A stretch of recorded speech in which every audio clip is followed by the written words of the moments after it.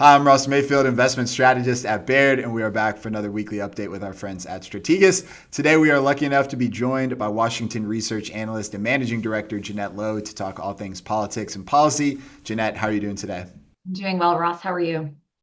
I'm doing good. Obviously, very fortuitous to be talking to you right now. We just got a big ruling that negated a lot of the tariffs the Trump administration has put in place since inauguration. You all are the experts in this field. I want to turn it over to you to get kind of the big picture takeaway, and then maybe we can get into some of the things you all expect to happen down the line. But what's the big picture takeaway from this story today?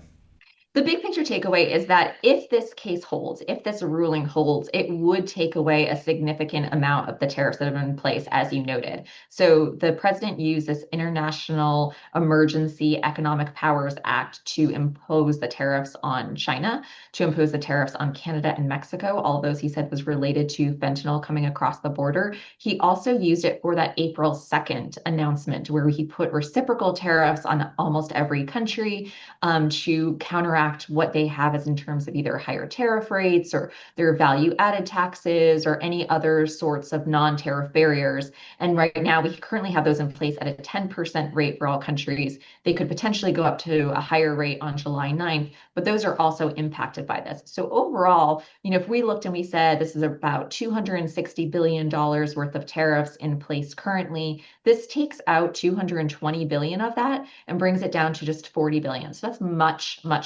a lot of that is taken off. And so what's left then would be sectoral tariffs. So tariffs on things like steel, aluminum, and autos that are currently in place. And then Trump has also talked about maybe doing tariffs on pharmaceuticals and semiconductors and critical minerals. Those would not be affected by this court decision. Those could also be still coming into place in the future. Right. So then next steps from here, I think there's two things that have to be addressed. Is one, what happens with this case? Does it go all the way to the Supreme Court? Obviously, the Trump administration will appeal. And then two, what are the other options for the administration to continue to levy tariffs or to reimpose tariffs with other parts of the code of law, particularly ones they can do with executive power that don't need to be run through Congress? Exactly. So this is another really important point. While the decision was very impactful to which tariff authority the president has, it doesn't mean that the tariffs are going to go away ultimately. So the next step is the Trump administration is going to appeal this. They have appealed it. They are going to be looking for a stay in the decision, so to hold off on negating all of these tariffs.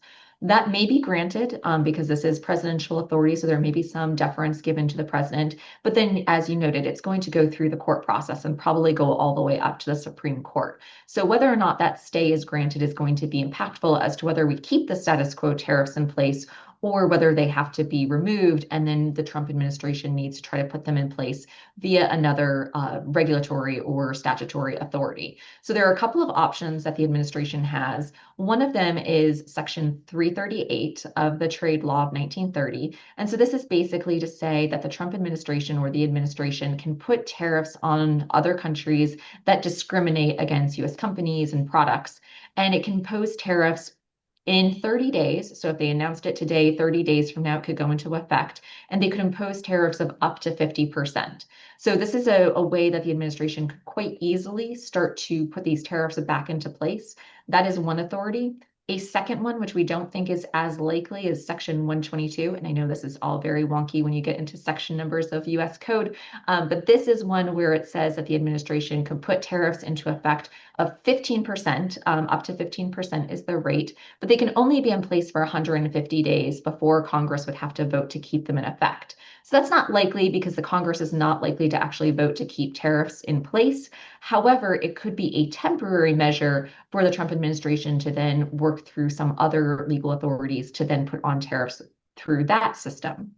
The third option is to, again, kind of continue these investigations. So we have Section 232 investigations. Again, they were not impacted by this ruling, so they can still do those investigations for pharmaceuticals, semiconductors, and the like. They also have a Section 301 authority. This is the authority that they use to impose tariffs on China during Trump's first term, and they can use that again to either increase those tariffs on China or to start looking at other goods that can have tariffs imposed upon them. So this isn't the end of the story. So we do have the legal fight, and we'll see how that plays out. But even if the tariffs are overturned, there is still plenty of ways that the Trump administration can put tariffs back in place. It just might be a little bit messier over the next couple of weeks as they figure that out, and we might have to have some tariffs pulled back and then put back in place, maybe over the course of 30 days or the like. So that's the other big piece of this, is that doesn't necessarily mean it's the end of the tariff story.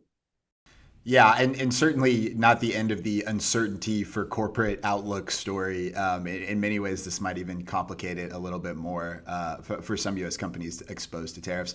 I want to ask one final question. Obviously, you mentioned, at this point, this means a lot less revenue coming into the U.S. coffers from tariffs. We have a big tax bill that's coming through. Do you anticipate any impact on those negotiations? And you can keep it fairly high level because I know those are ongoing, because there would be less tariff revenue, on one side of the income statement for the U.S. to finance or to backstop some of that deficit spending that they'd like to do. Yeah, exactly. So there's a tax bill that has gone through the House. It has passed the House and it now moves on to the Senate.